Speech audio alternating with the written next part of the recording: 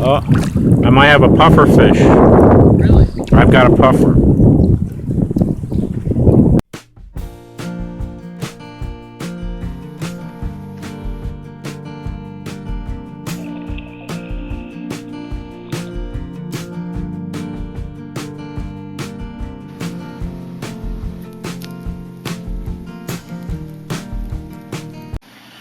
Okay, everybody, so collecting your own invertebrates for your saltwater aquarium, even brackish water, is very possible, very doable if you live near the coast, especially here in the south. So here in Southwest Florida, I'm going to take you on a little collecting trip, and let me just show you first the basic equipment I use. I don't use anything fancy, and you'll see the variety of things that I can collect. So have a couple of nets, at least one fine mesh net like that. That's from a pool skimmer, but I use that.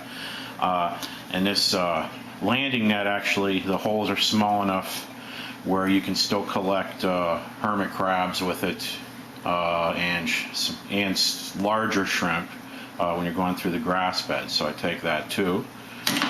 And of course, you need some bait buckets, okay, that will float when you're out there. So floating bait buckets. Also have an extra one that it doesn't float, that I'll put snails in, that has a top that's easy to take off the top so the snails don't crawl up in here where it's hard to get to them. So I like to put them in here after we've collected on the trip home. And the last thing you really need is some battery air pumps, a couple battery air pumps. If you have any shrimp or you got any little fish that you're interested in keeping, then you want to aerate them to keep them fresh. Otherwise, they could very well die on the way back, especially if you have a lot of them. Hermit crabs, snails don't really need aeration if that's all you're after, but shrimp definitely do, grass shrimp and any small fish. All right, so we're going to take you on a little typical place where I might go collecting. All right, we're at a collecting area to get to some grass beds. Just gotta watch our step here. There's rocks. So we're just going to take our net and we're going to push it right across the grass bed down. It's like a rake, and then bring it up.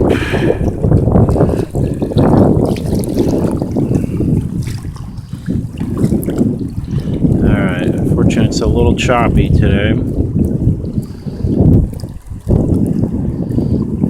so it's hard to see.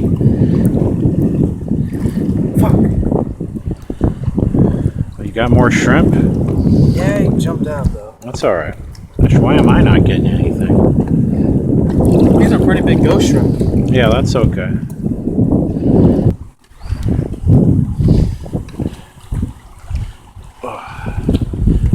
Okay.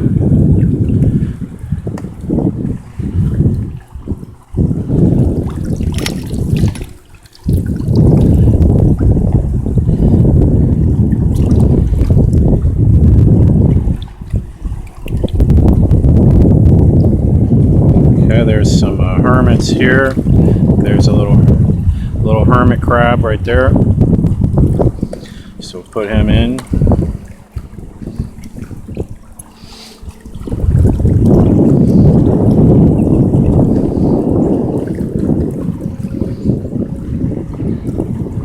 Some other things. It's usually not this choppy or rough here. So this, yeah, here's another hermit. As you can see right there, another hermit crab, brown-legged hermit.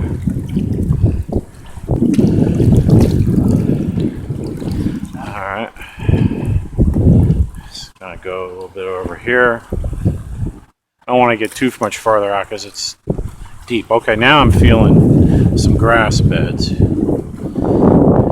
So I'm just sweeping right through. There's another hermit.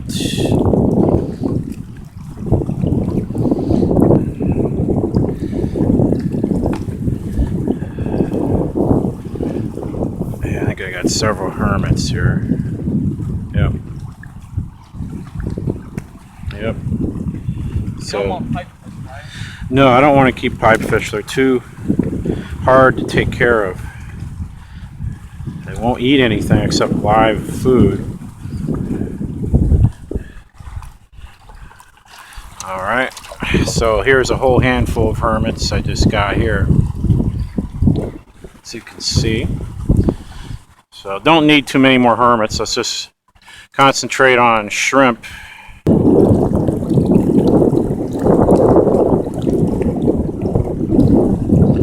Okay, there's some tiny little shrimp that are attached to my hand right here, if you can see. Those are tiny little grass shrimp. So I'm going to put those in. You want snails, right? Yeah, I'll take a snail.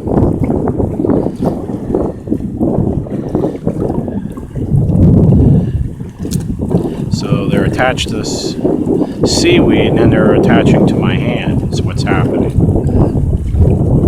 See, look, there's some more right there on my hand. Those are tiny little shrimp, grass shrimp. Here's a big piece of Gracilera. I'm going to keep that. There might be shrimp in it too, probably. So we'll stuff that in there.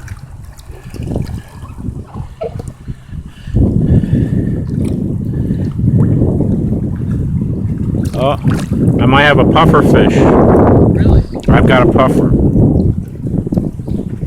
Here, he's puffed up, look. I have a puffer fish. Look at that. Careful. Yeah, he's good. What is this? Huh, that's new.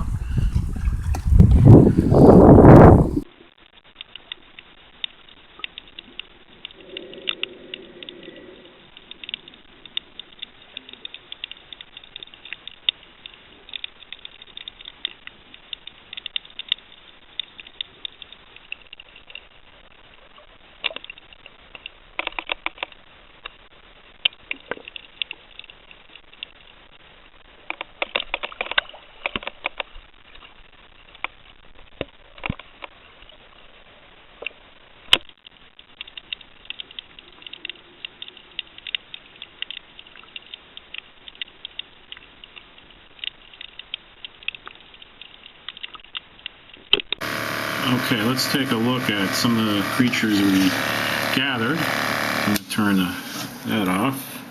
So I put everything in here. Alright, so as you can see, there's some brown-legged hermit crabs.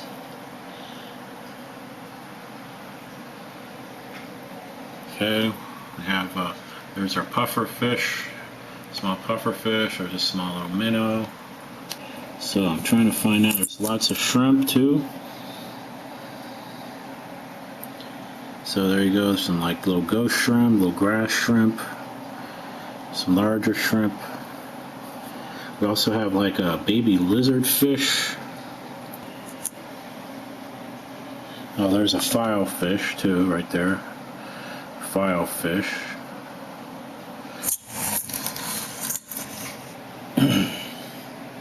Oh, there's the baby lizard fish there. Ugly little things. So I'm going to put these, I think the fish in the tank that's attached to the eel and snapper tank. They're not going to go in that tank. They're going to go into the large refugium that's attached, that's full of rock. I think that's the best place for them because I don't have to worry about overfeeding them in there. Alright. Yeah, there he is. And if these things can grow out enough, the lizard fish or the puffer fish, if they can get real big, then we can move them. There's a little minnow. We can move them actually to the big eel tank when they're too big for the eel to eat.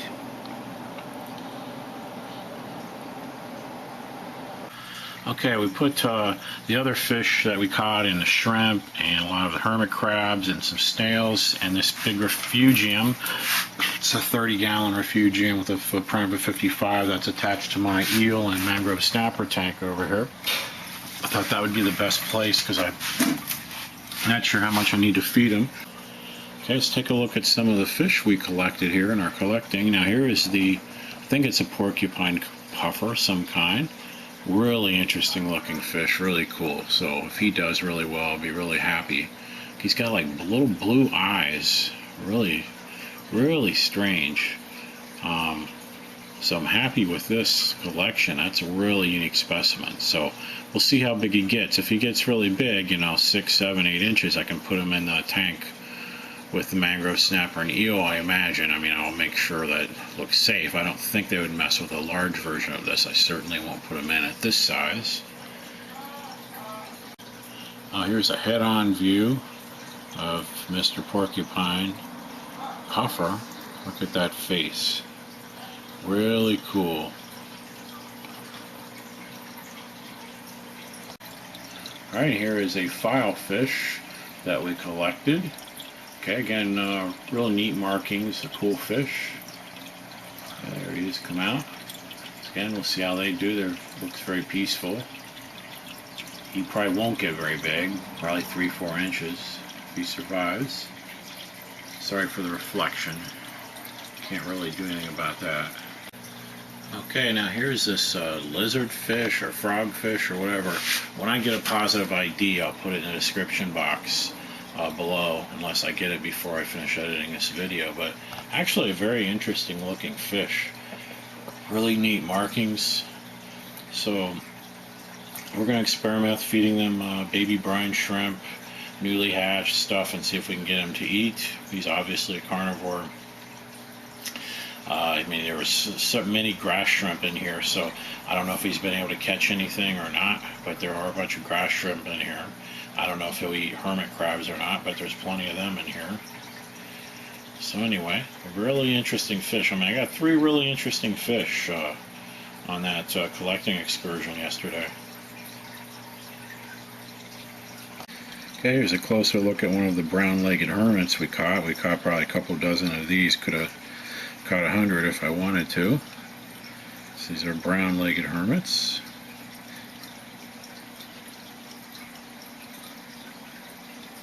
Okay, here's the Gracilera plant. You know, you can often find Gracilera also on beaches, floating in the water when you're near a beach. And if you have tangs or any kind of fish that is a plant eater, an herbivore, they love this stuff. Okay, it's really hard to keep it alive, okay, as far as a plant, but it'll start falling apart after 4, 5, 6 days. Although I've had them last for 3-4 weeks at the most. But if you're trying to feed fish, this is an excellent way to feed them, and you often get pods also in these kind of plants that you'll be transplanting to your tank. Now, speaking of collecting, all the rock you see in this refugium and most of the rock in this large tank here were collected also. They were collected off the beach, okay, just finding rock laying on the sand. Okay, it's very porous, lightweight. There are a few pieces in here that are actually from my yard, digging up in my yard, because they had the fossils in them. They had the little rivets like they used to be in the ocean. So there's a few of them, of the bigger, larger boulders, like probably that one, that I collected from my yard gardening. But most of these are from the beach, so that's something else you can collect. They tend to be flat shaped, the ones that you find on the Gulf Coast here, the rocks. I find more unusual shapes on the east coast of Florida. I found more unusual shapes, better shapes, and I have found some, and some of those are in some of my other tanks. But most of this is from the beach, collected over a number of years. Okay, another good place to find snails is seawalls, okay, in canals or wherever. In fact, right here, look down here on the seawall, and if you can see it, there are snails right there. I've actually gotten some. These are olive nerite snails. They can exist in both fresh brackish and salt water. They only breed in brackish or salt water, so they are more native to that. So you can see all of those down here. Okay, here's a closer look at one of those olive nerite snails that I collected off my seawall of my canal. You can kind of see that olive color, and they've acclimated very well. They're supposed to do fine in salt water if this is indeed an olive nerite, which I'm pretty sure it is. So doing very well. I put 3 in here. There's one of them. So another one a little bit ago, but he's under something now. So doing well. Alright, well I hope this video has given you some ideas and helped you some ways you can save money, or it's just interesting to collect some of your own specimens. It's not hard to do. Okay, I'm not using anything fancy at all. So if you have any questions, let me know. If you want to support the channel, there's some Amazon links in the description box below related to aquariums and aquarium products I use. And if you want to support the channel, you can click on one of those. Alright, we'll see you later. Leave a comment or a question if you wish.